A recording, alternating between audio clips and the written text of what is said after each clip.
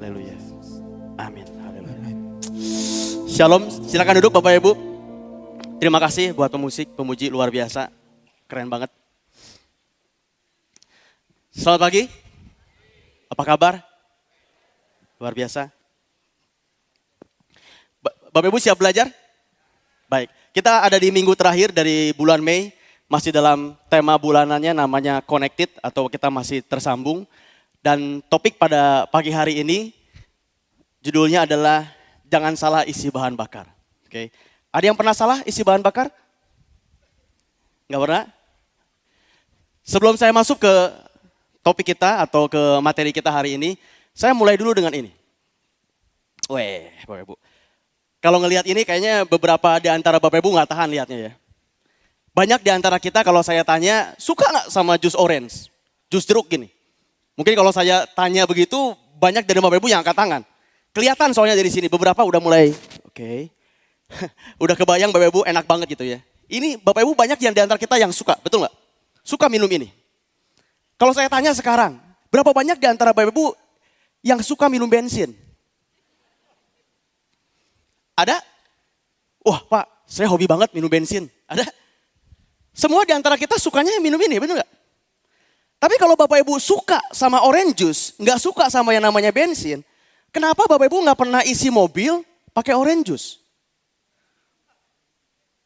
Why? Kenapa? Karena sang pembuat mobil sudah bikin satu hukum. Dia punya hukum yang namanya mobil harus pakai BBM atau pakai bensin. Bukan pakai orange, betul nggak? Bukan pakai orange juice. Yang buat mobil tahu banget yang namanya mobil ini butuh bahan bakar, bukan orange juice. Dia nggak peduli, Bapak Ibu suka orange juice kah? Bapak Ibu suka strawberry kah? Bapak Ibu suka air putih kah? Dia nggak peduli. Ini mesti pakai bensin. Kalau Bapak Ibu paksa, bodo amat. Kata pabrik bilang apa? Yang penting karena saya suka orange juice, gue isi aja pakai orange juice. Silakan dicoba. Silakan dicoba. Bapak Ibu melanggar satu hukum yang ditentukan oleh pembuat mobil. Akibatnya mobil kita bisa rusak. Benar nggak Bapak Ibu? Firman Tuhan adalah hukum yang Tuhan buat kita. Bukan apa yang kita suka. Bahkan kadang-kadang mungkin kita nggak berapa suka dengan isi firman Tuhan. Tapi firman Tuhan Tuhan tahu banget kita itu siapa. Yang buat kita siapa? Tuhan tahu banget kita itu siapa. Tuhan tahu banget kita itu harus bagaimana. Makanya dia siapkan hukumnya. Bukan masalah saya nggak suka. Saya nggak suka. Bukan masalah itu. Masalahnya ini adalah hukum yang perlu kita taati. Betul Bapak Ibu? Termasuk salah satu poin yang sebentar kita akan bahas. Tapi saya mau tekankan dulu sebelum kita mulai. Termasuk salah satu poin nanti yang berkata begini. Firman Tuhan bilang begini. Di luar aku, kamu gak bisa berbuat apa-apa.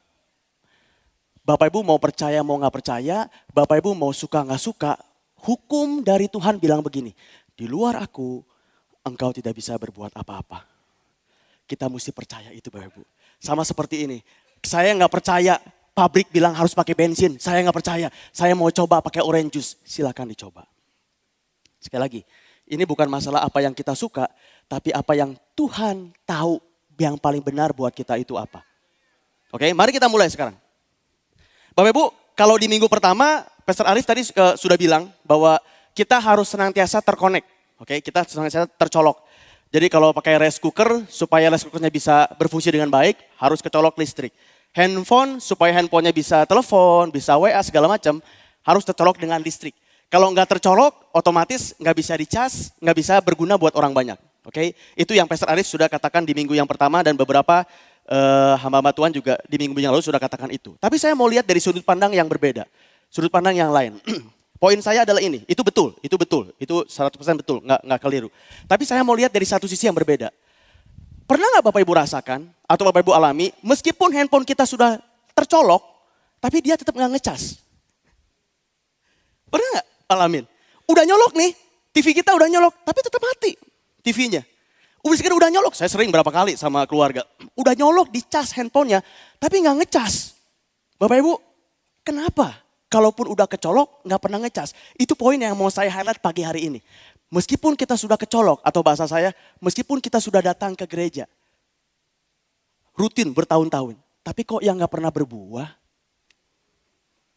Itu poin yang mau saya highlight pagi hari ini khususnya. Meskipun kalaupun nggak dicolok, sudah pasti handphone itu tidak berguna. Oke, mari kita lihat firman Tuhan yang diambil dari Yohanes 15. Saya sudah siapkan, Yohanes 15, 1 sampai yang kelima. Saya akan bacakan buat Bapak Ibu. Akulah pokok anggur yang benar dan Bapakkulah pengusahanya. Ayat yang kedua. Setiap ranting padaku yang tidak berbuah dipotongnya.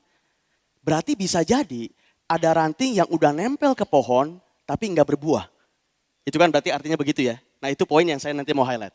Dan setiap ranting yang berbuah dibersihkannya supaya dia lebih banyak berbuah. Ayat yang ketiga. Kamu memang sudah bersih karena firman yang telah kukatakan kepadamu. Nah, ayat yang keempat. Tinggallah di dalam aku dan aku di dalam kamu. Saya ulangi Bapak Ibu. Tinggallah di dalam aku dan aku di dalam kamu. Sama seperti ranting tidak dapat berbuah dari dirinya sendiri. Kalau ia tidak tinggal pada pokok anggur, demikian juga kamu tidak berbuah jikalau kamu tidak tinggal di dalam aku. Ayat yang kelima. Akulah pokok anggur dan kamulah ranting-rantingnya. Barang siapa tinggal di dalam aku dan aku di dalam dia. Saya ulangi Bapak Ibu, ini karena poin yang nanti saya mau highlight. Barang siapa tinggal di dalam aku di dalam dia, ia berbuah banyak sebab di luar aku kamu tidak dapat berbuat apa-apa. Oke, Bapak Ibu, sebelum kita masuk nanti lebih jauh ya, ada beberapa poin yang saya mau utarakan dulu sehubungan dengan firman Tuhan yang baru kita baca. Poin yang pertama, kalau Bapak Ibu tadi perhatikan, termasuk ayat yang kelima, selalu dikatakan, kita lihat ya, tinggal di dalam aku dan aku di dalam kamu. Ayat yang keempat, kita lihat sebentar. Tinggallah di dalam aku dan aku di dalam kamu. Pertanyaan saya, berarti kalau gitu yang pertama kali mesti nempel, Tuhan nyamperin atau kita yang mesti nempel duluan? Ayo sepeda menunggu nih kembali, sepeda menunggu. Hah? Tinggallah di dalam aku, berarti siapa duluan yang mesti bertindak, mesti berespon? Kita dulu Bapak Ibu, kita dulu. Ada banyak hal yang Tuhan sedang menunggu respon kita. Pohonnya selalu ready, pohonnya selalu siap, betul nggak? Tinggal kita sang ranting mau nggak nempel sama pohonnya? Pohonnya mah selalu siap. Banyak sekali dalam hal kehidupan, saya tahu sering juga Tuhan yang nyamperin duluan, betul. Tapi banyak juga yang Tuhan menunggu respon dari kita karena dia menunggu. Lihat baik-baik, tinggallah di dalam aku, kita dulu yang mesti nempel. Baru dia tinggal di dalam kita. Bapak Ibu, respon kita untuk mendekat kepada Tuhan sangat penting. Buktinya apa? Bapak Ibu masih ingat kisah anak yang hilang? Si bungsunya pergi ya, bener ya? Si bapak pernah nyariin anaknya nggak? Si bungsu. Ayo ini coba Bapak. Waktu anaknya hilang, si bungsu pergi kan ya? Dia kerja bahkan sampai makan makanan babi, betul? Bapaknya pernah nyariin anaknya enggak? Bapaknya jahat banget ya. Nggak pernah nyariin anaknya. Apa yang anak itu lakukan? Anaknya yang memutuskan, saya harus balik kepada bapak. Bapaknya mah diam di rumah. Bapaknya mah nunggu di rumah, betul nggak? Bukan berarti jahat, bukan. Bapaknya nunggu respon dari anaknya. Sama seperti itu. Tuhan sedang menunggu kita datang kepada dia. Tuhan menunggu respon kita datang kepada dia. Bapak Ibu. Saya ingat ada satu hamba Tuhan namanya Miles Monroe. Dia bilang begini. Dia pernah masuk ke satu perahu. Kapal pesiar. Bapak Ibu kapal pesiar ya. Kapal pesiar itu ternyata kemudinya kecil banget. Padahal kapalnya gede. Kapalnya gede banget tapi kemudinya kecil. Betul ya? Itu yang mengemudikan. Yang membuat kapalnya belok kiri, belok kanan itu kemudinya.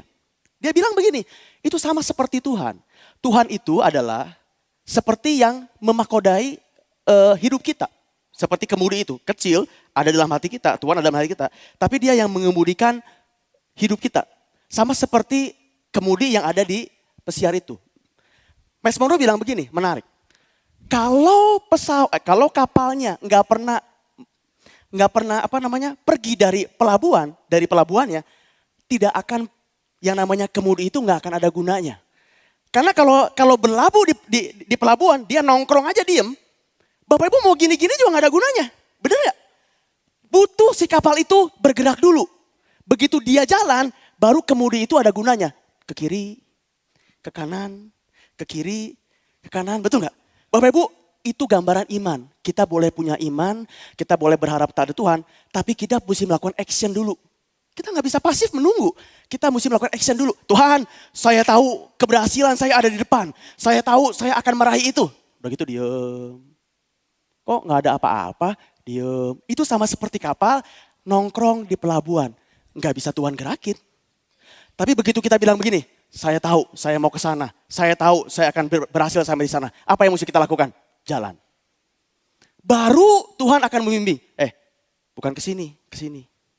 Bukan ke sini, ke sini. Bukan ke sini, ke sini. Betul nggak? Tapi kalau kita nggak pernah jalan, digini-gini juga nggak ada gunanya. Diam aja di tempat. Betul nggak Bapak Ibu?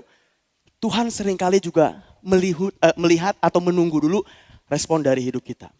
Itu poin pertama yang saya mau highlight. Yang kedua, Bapak Ibu ini contoh pohon anggur. Ini contoh pohon anggur. Mari perhatikan baik-baik ya Bapak Ibu. Waktu kita melihat pohon, ini ada pohon anggurnya, ada buah. Kita lagi jalan. Apa yang membuat kita berhenti, melihat pohon, lalu nyamperin pohonnya? Apa yang membuat itu? Buahnya. Oke, perhatikan baik-baik Bapak Ibu.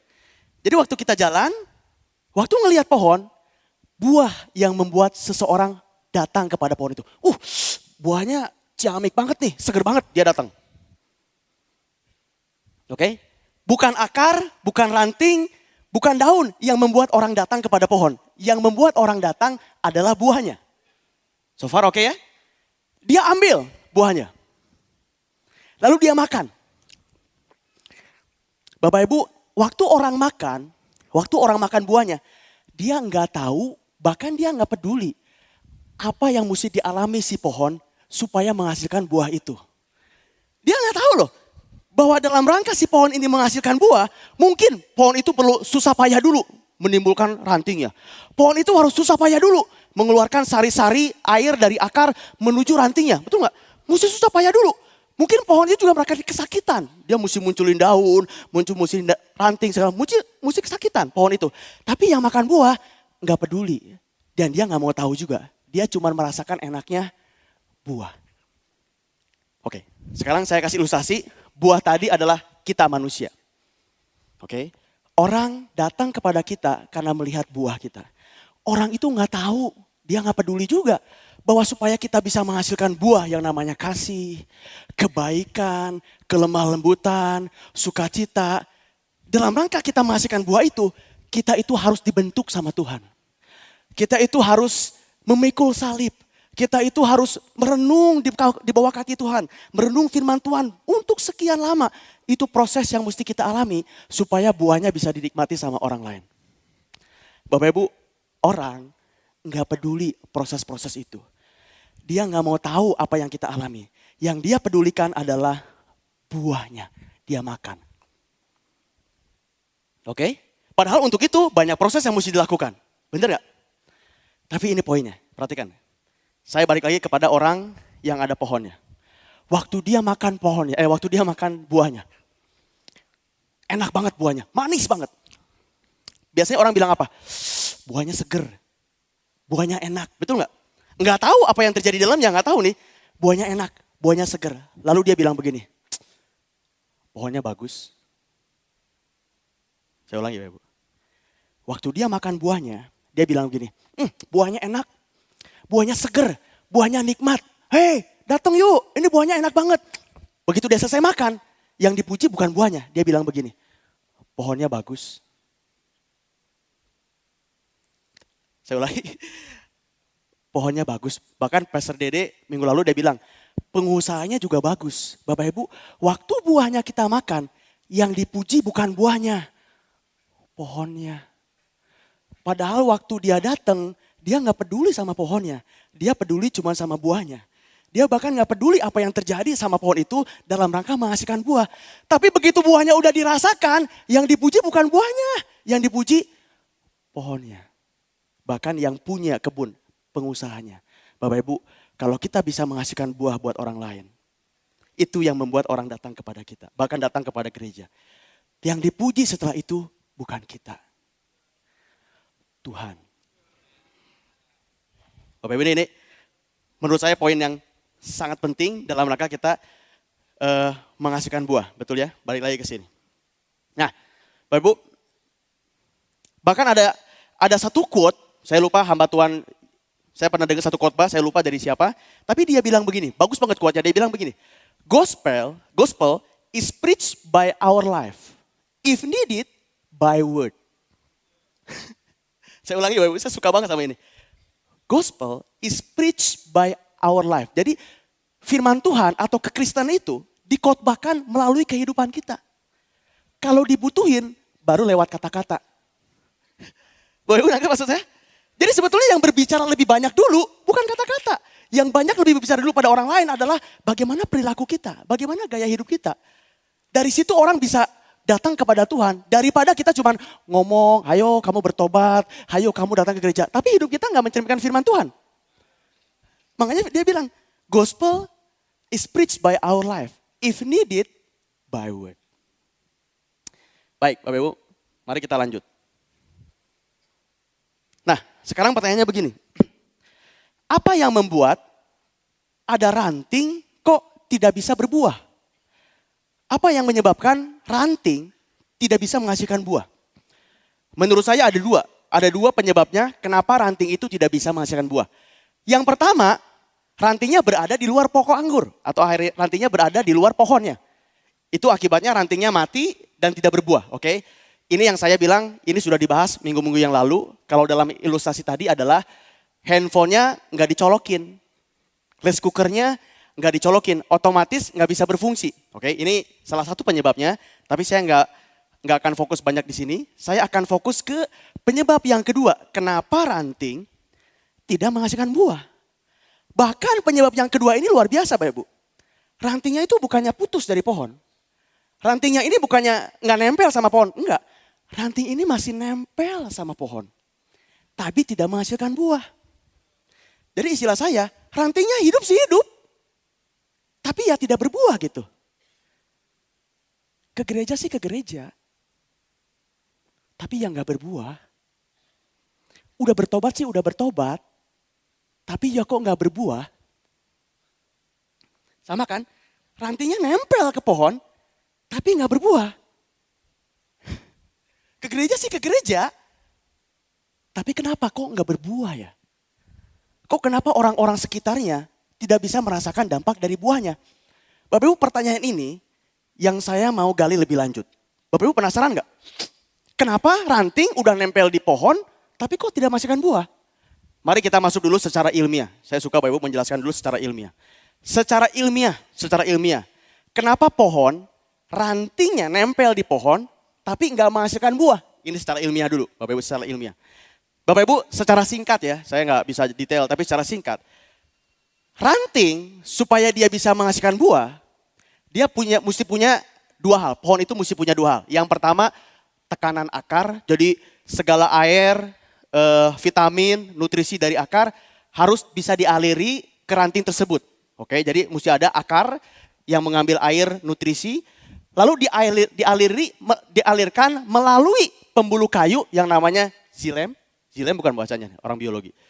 Xilem untuk bisa masuk ke rantingnya. Jadi dua hal ini yang diperlukan untuk supaya ranting dapat vitamin yang cukup baik sehingga akhirnya dia bisa berbuah. Kita nggak ada isu sama tekanan akar. Kita nggak ada isu karena kalau dalam ilustrasi tadi Tuhan itu adalah pokok anggurnya, betul nggak? Jadi akarnya juga dari Tuhan. Berarti yang namanya vitamin gizi itu selalu ada. Nggak mungkin nggak ada, karena itu sumbernya Tuhan. Yang saya mau fokuskan adalah yang namanya pembuluh kayu atau xilem itu yang nggak berfungsi dengan baik.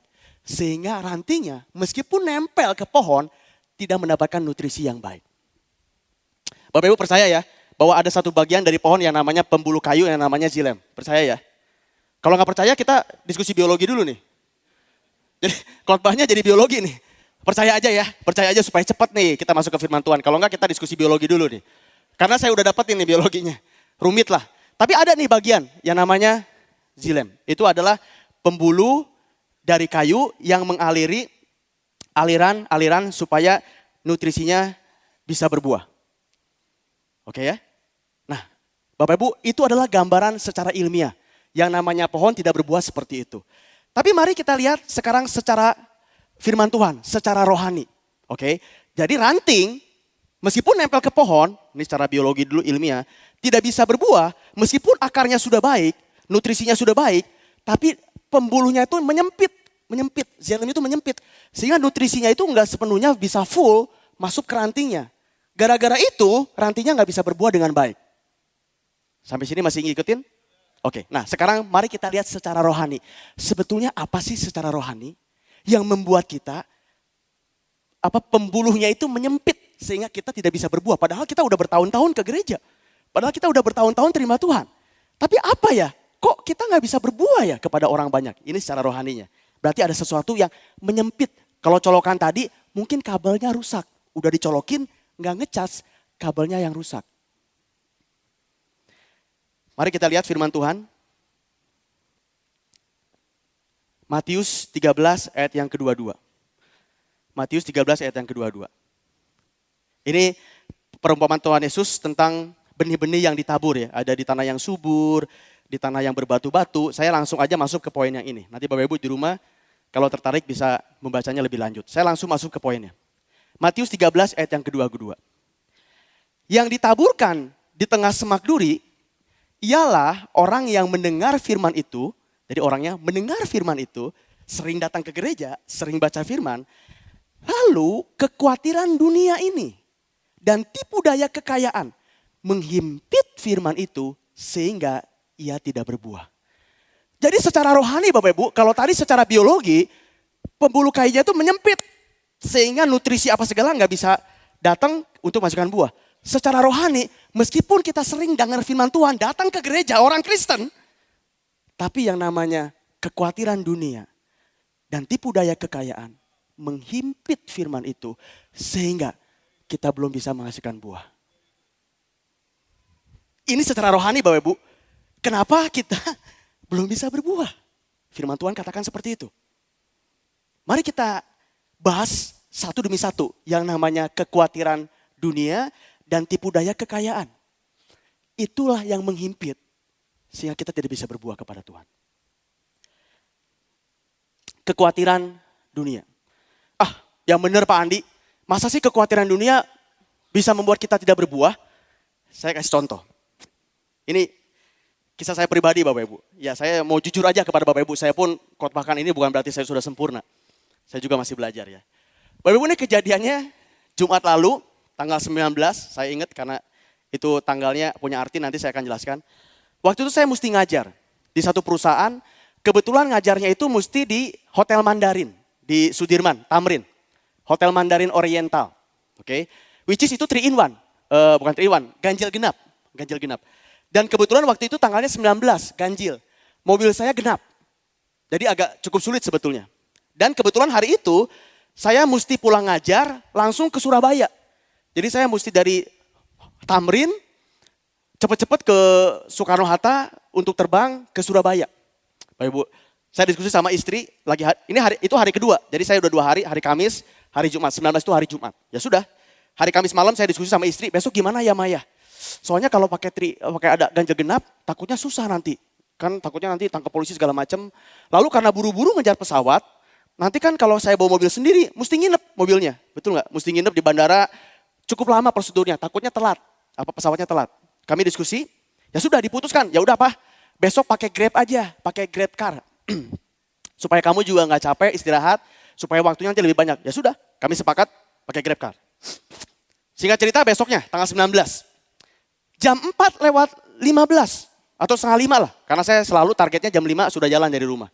Setengah 5 kami mulai pesan Grab car. Agak susah ternyata Bapak Ibu di daerah saya. Saya nggak tahu Bapak Ibu juga kalau pagi-pagi susah nggak pakai Grab car. Tapi dari saya tuh cukup sulit. Jadi berapa kali pesannya adalah nggak ada supir yang terima. Nggak ada supir yang nyanggupin. Nggak ada supir yang bisa. Ya sudah, udahlah kalau gitu naik mobil aja lah. Itu udah setengah 5 tuh. Tapi waktu saya mandi, istri saya bilang, nih ada satu supir nih. Dia terima oke. Oh ya udah, cepet-cepet. Dia telepon, saya lagi mandi. Nggak apa-apa. Sudah dulu Ibu. Ya Pak, Bapak tadi saya dari Grab car. Iya Pak, Bapak rumahnya di mana? Oh saya di Villa Bogor Indah, blok FF2 nomor 3A. Berapa Pak? FF2 nomor 3. Oh iya Pak, oke. Saya segera meluncur ya Pak, ya sudah. Oh Pak, udah ada nih mah, buru-buru mandi. Jam 5 kurang 15, ini udah mulai mepet nih, waktunya makin mepet nih. Saya udah mulai deg-degan. Dia tunggu-tunggu ada datang. Nelfon lagi dia. Pak, saya udah deket kolam renang nih Pak. Oh ya, udah deket. Bagus Pak. Nanti Bapak turun ke bawah, nanti lihat di situ ada blok yang namanya FF2. Berapa Pak? SS2. FF2 Pak, FF2. Ini udah makin, waktunya udah makin mepet nih. FF2 Pak, oh ya Pak. FSS2 ya. Ya pokoknya Bapak turun, nanti belok kanan, mati. Oke udah. Jam 5 kurang 10 kali. Saya udah siap. Karena target saya jam 5 mesti jalan. Ini training mulainya jam 8. Telat sedikit saya ganjil genap gak bisa ini nih. Jam 5 kurang 10. Saya udah wanti-wanti sama istri saya di depan. Mana nih tukang mobil, tukang Grab. Telepon lagi. Pak, Bapak di mana? Oh saya udah kebablas Pak, ke bawah Pak. Blok SS2 kan? Masya Allah, SS2. FF2 Pak. Bapak Ibu saya udah mulai wanti-wanti nih. Saya gak marah. Cuman agak gregetan gitu. Bukan SS. FF2. SS2 ya Pak. Bukan SS. FF2. Aduh. Karena kalau dia salah SS2. Bapak Bu dia mau nanya sama siapapun ditunjukinnya salah. Bener gak? Kan saya bisa bilang gini sebetulnya. Kalau dia tahu FF2 saya bisa bilang gini. Bapak nanti ketemu siapa satpam.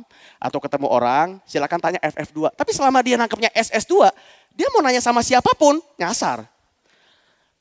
Pak bukan SS. FF.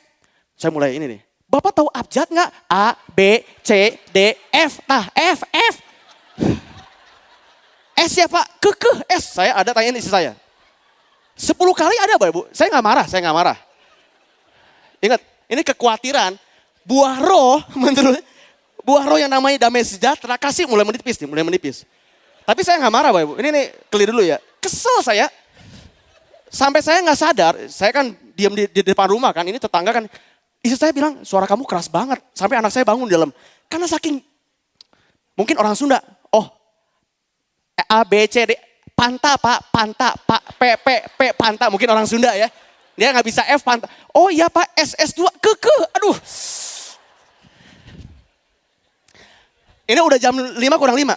Saya udah nggak mungkin lagi lewat Grab. Ya udah. Aduh Pak, kalau Bapak masih salah, nanti Bapak tanya sama siapapun, Bapak akan salah ditunjukin jalannya. FF2 Pak, Bapak tahu abjad nggak? A, B, C, D, E, F. Aduh Pak, sorry ya, dia dari sebelah sana.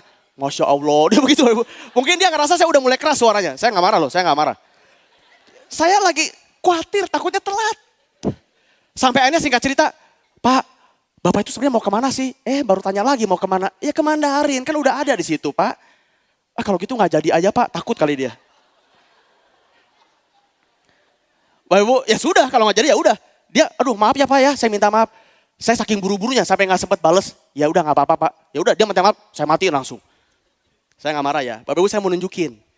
Kalau kita khawatir, buah roh itu seringkali juga nggak bisa tumbuh. Nggak bisa muncul. Untungnya, saya bukan membela diri ya. Untungnya dia nggak tahu agama saya apa. Coba kalau dia tahu, orang Kristen kayak gini ya.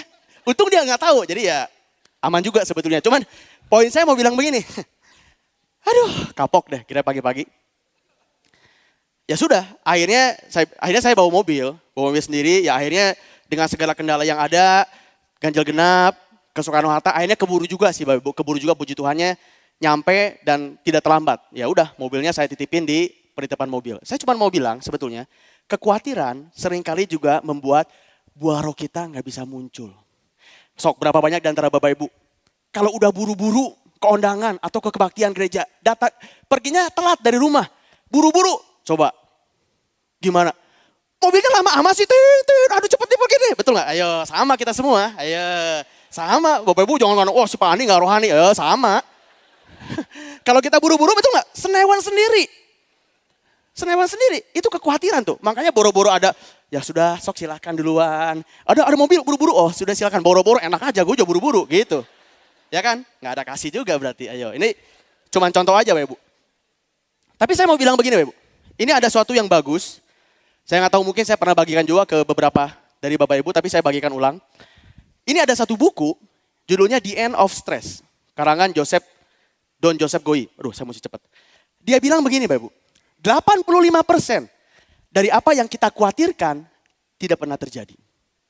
Jadi kalau kita, aduh khawatir begini, khawatir nanti bagaimana anak sekolah, khawatir nanti telat, khawatir nanti ini. Bapak Ibu ternyata secara ilmiah, ini hasil riset ya, 85% orang pernah terjadi. 15% terjadi. 15% terjadi. Tapi dari 15% ini, 79% bisa kita atasi. 15%-nya terjadi, ternyata ketakutan kita, khawatir kita jadi, betul. Tapi 79% diantaranya bisa kita atasi. Bapak Ibu, jadi secara total 97% dari apa yang kita khawatirkan di masa yang akan datang. Biaya anak kuliah, kesehatan kita, ketakutan telat, segala macam. 97% either tidak pernah terjadi, ataupun kalau terjadi bisa kita atasi.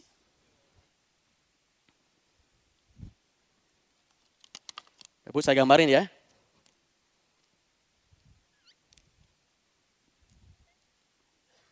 Ini 100%.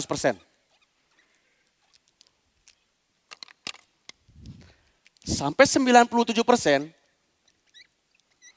tidak pernah terjadi ataupun dapat kita atasi. Kita atasi. Tidak pernah terjadi, dapat kita atasi. Oke? Lalu bagaimana Pak Andi yang 3% ini?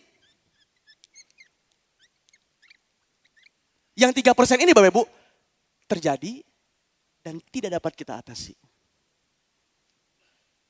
Tapi saya sangat bersyukur untuk 3% ini. Membuktikan bahwa kita butuh Tuhan. Karena kalau semuanya udah bisa kita atasi atau nggak terjadi, ngapain kita butuh Tuhan? Betul?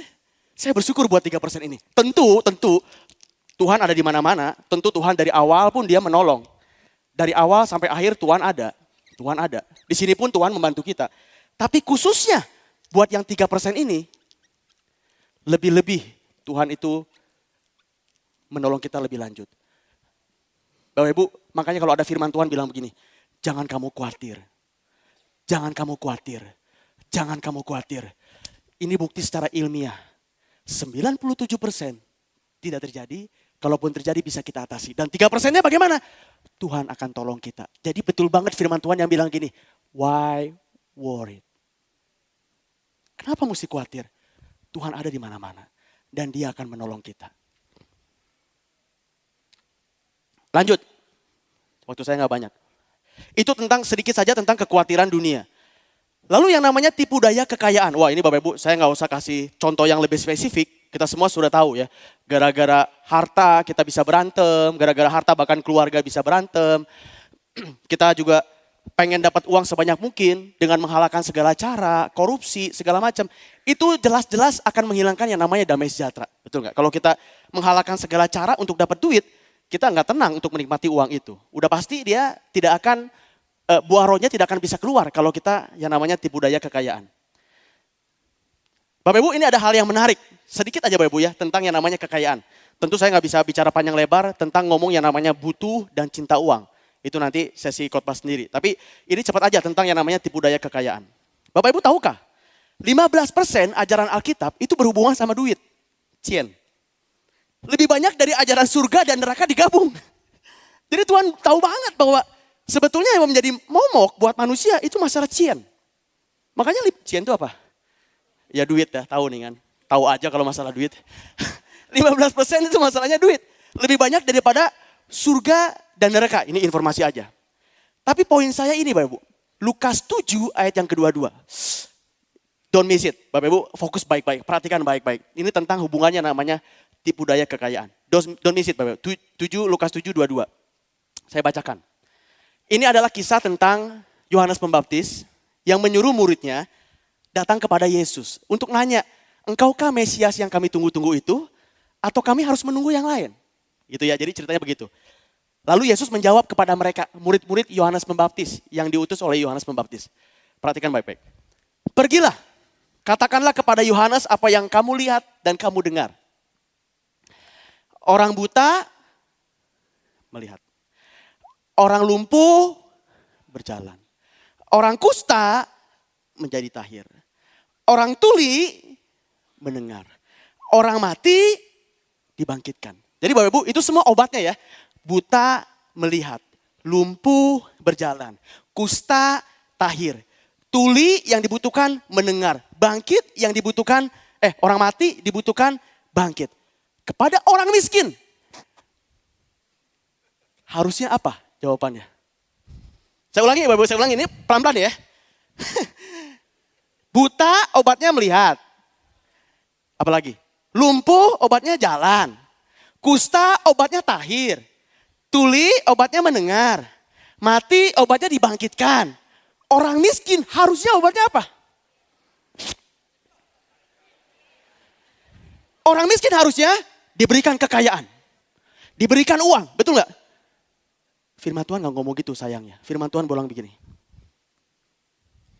Coba nah, kepada orang miskin, sayang sekali. Bukan uang yang diberikan. Bukan kekayaan. I'm sorry Bapak Ibu. Bentar. Ini hukum. Suka nggak peduli. Ini hukum. Tapi buat orang miskin, saya nggak bilang Bapak Ibu. Saya bukan berarti bilang Bapak Ibu miskin, bukan. Tapi buat orang yang ada dunia dan membutuhkan uang. Obatnya ternyata bukan kekayaan. Obatnya ternyata bukan uang. Obatnya kabar baik. Atau firman Tuhan Bapak Ibu. Jadi waktu kita bekerja di dunia, memang kita butuh uang. Bukan berarti kita nggak butuh uang. Butuh uang. Tapi Bapak Ibu jawaban untuk kita bisa dicukupi. Jawaban untuk supaya kita dipenuhi kebutuhannya. Bukannya dengan mencari kekayaan dengan ambisius. Bukan berarti dari cinta uang. Ya kita butuh uang. Tapi bukan berarti cinta uang. Yang dibutuhkan adalah kita terus pegang firman Tuhan. Bahkan Bapak Ibu. Aduh saya antusias banget. Saya nggak tahu Bapak Ibu antusias apa enggak.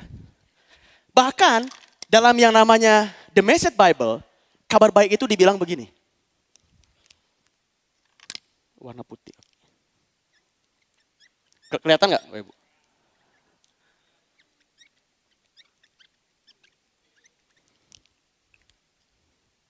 Ininya si putih, isinya orange. Oh berarti yang ini ya. Kebalik.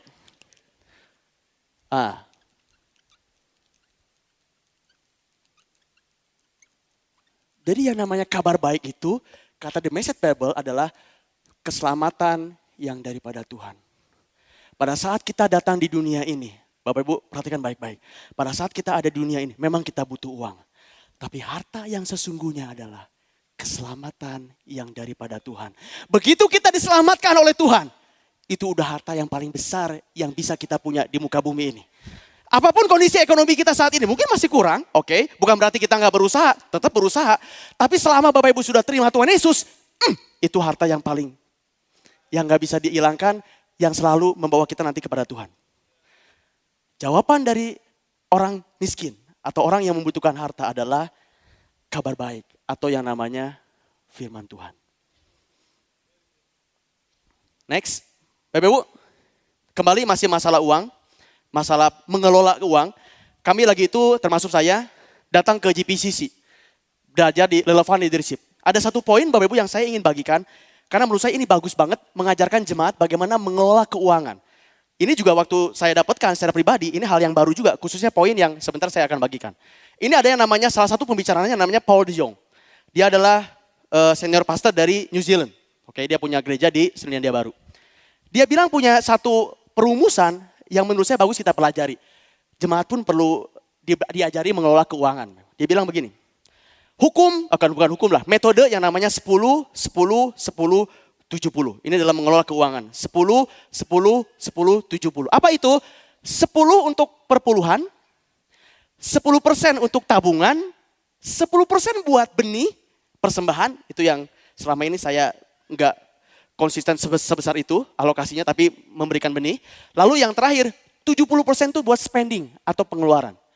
Menurut saya ini bagus Bapak Ibu, yang Bapak Ibu nanti bisa pakai untuk menerapkan keuangan dalam hidup Bapak Ibu. Yang enggak boleh ditawar-tawar tentu alokasi tentang perpuluhan. Oke. Yang lain tabungan, persembahan, pengeluaran bisa up and down, bisa berubah-berubah tergantung dari kondisinya Bapak Ibu. Tergantung dari pendapatan dari Bapak Ibu sendiri. Tapi dia bilang begini, sebetulnya ada 4 alokasi yang perlu kita perhatikan kalau kita pengen keuangan kita sehat. Harus ada yang diberikan buat perpuluhan, harus ada yang ditabung, harus ada benih. Ini saya juga lagi diskusi sama istri, Bapak Ibu. Kita juga mesti membelikan benih dengan alokasi yang lebih baik lagi. Lalu yang terakhir, memang ada sesuatu yang mesti kita keluarkan atau yang namanya spending. Menurut saya bagus, saya pengen sharingkan ini Bapak Ibu. Supaya kita enggak lagi terlalu mengejar yang namanya uang. Dengan kita bisa manage uang, kita bisa mengatur keuangan dengan lebih baik. Oke Bapak Ibu, kalau gitu mari kita rangkum, mari kita summary-kan, waktu saya tinggal sedikit. Jadi kalau gitu bagaimana supaya kita bisa berbuah kepada orang banyak. Supaya kita bisa menghasilkan buah yang berguna buat orang banyak. Yang pertama, jangan ada di luar Tuhan. Itu yang pertama. Karena kalau enggak, kita semua tahu, kita akan mati. Kalau enggak dicolok, ya enggak bisa ada charge. Yang kedua, kalaupun kita sudah ada di dalam Tuhan, ini penyumbat atau yang membuat kita tidak bisa berbuah. Meskipun kita sudah terkonek, meskipun kita sudah ada dalam rantingnya. Ya apa itu? Tadi sama-sama kita sudah bahas. Jangan terfokus pada kekayaan dan jangan fokus kepada yang namanya kekhawatiran. Oke? Jangan fokus pada kekayaan, jangan fokus pada yang namanya kekhawatiran. Yang ketiga, tentu kalau kita sudah terkonek, kita harus dapatkan terus vitamin dan gizi dari yang namanya Roh Kudus. Atau vitamin dan gizi dari akar yang tadi. Itu dalam istilah saya adalah senantiasa terkonek dengan yang namanya Roh Kudus. Jangan di luar Tuhan. Jangan terfokus kepada tipu daya kekayaan dan kekhawatiran. Senantiasa terkonek dengan yang namanya Roh Kudus. Dengan begitu kita bisa menghasilkan banyak buah buat orang banyak. Saya tutup dengan quote ini Bapak Ibu. Saya dapatkan dari seorang hamba Tuhan juga. Let the glory belong to God. The benefit belong to others. And the privilege is mine.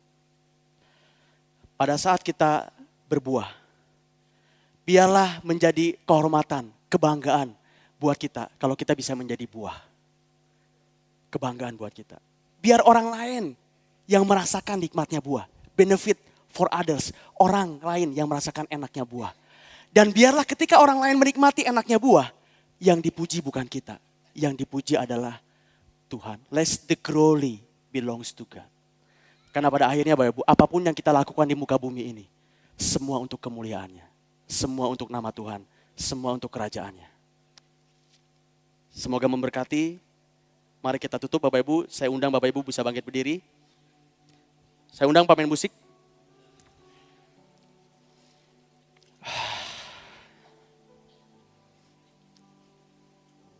Terima kasih Tuhan. Saya berikan waktu sekali lagi buat Bapak Ibu secara pribadi untuk berkomitmen secara pribadi kepada Tuhan. Saya nggak tahu apakah mungkin selama ini Bapak Ibu merasa belum bisa berbuah dengan baik kepada Tuhan. Belum bisa menghasilkan banyak buah kepada orang-orang yang ada di sekitar termasuk keluarga kita. Mungkin karena selama ini kekhawatiran yang menghimpit kita. Mungkin selama ini juga karena tipu daya kekayaan yang firman Tuhan tadi sampaikan. Mari Bapak Ibu, siang hari ini saya persilakan Bapak Ibu buat komitmen secara pribadi kepada Tuhan. Katakan kalau memang Bapak Ibu mulai dari hari ini ingin lebih banyak menghasilkan buah. Supaya orang banyak bisa merasakan buah yang Bapak Ibu hasilkan. Dan pada akhirnya nama Tuhan yang bisa dipermuliakan melalui kehidupan Bapak Ibu secara pribadi. Saya persilakan Bapak Ibu untuk berdoa secara pribadi kepada Tuhan. Haleluya. Terima kasih Tuhan. Syukur.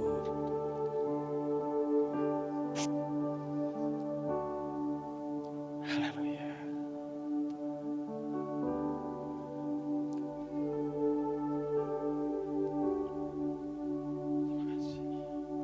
Tuhan, dunia menunggu buah dari gerejamu Tuhan. Dunia menunggu buah dari anak-anak-Mu yang ada di tempat ini juga. Bila kami bisa memberikan dampak Tuhan kepada orang-orang yang ada di sekitar kami. Kepada kota Bogor ini, kepada Indonesia, bahkan kepada dunia Tuhan. Bukan hanya melalui karunia-karunia yang kami miliki Tuhan. Tapi khususnya melalui buah yang boleh kami tampilkan, yang boleh kami berikan Tuhan. Kepada masyarakat yang ada di sekitar. Dan biarlah tak kala mereka bisa melihat buah itu dalam kehidupan kami Tuhan. Bukan nama kami yang dimuliakan. Bukan nama kami yang dipuji Tuhan. tapi namamu yang dipuji. Karena buah kami berasal daripada Engkau Tuhan. Nilai-nilai yang kami bawa ke dunia ini, nilai-nilai yang berasal dari surga. Engkaulah sumber segalanya Tuhan. Engkau yang memampukan kami. Engkau yang membuat kami bisa berbuah dengan lebat Tuhan. Biarlah segala kemuliaan bukan buat kami, tapi untuk hormat kemuliaan namamu ya